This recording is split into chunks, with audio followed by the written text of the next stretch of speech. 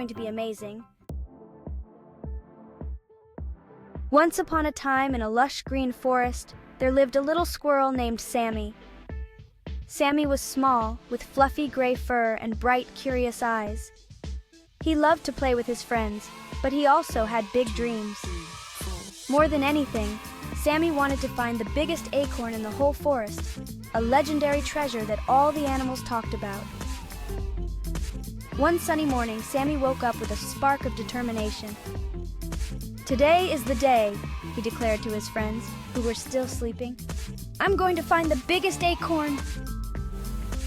As he scampered through the trees, Sammy felt a mixture of excitement and nervousness.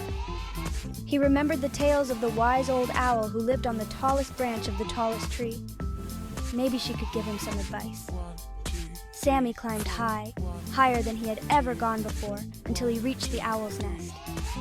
"Where are you going, little one?" asked the wise owl, her eyes twinkling.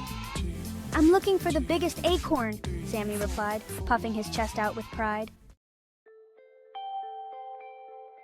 Sammy saw a wise old owl. The owl was perched on a branch.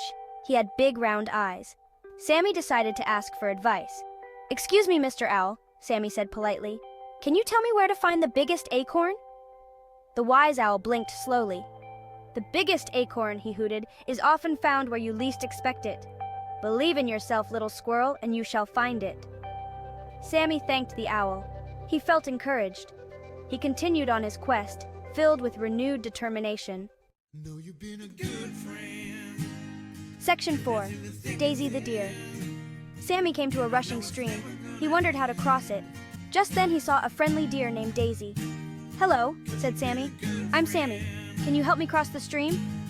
"Of course," said Daisy. "Hop on my back." Sammy climbed onto Daisy's back. He held on tight.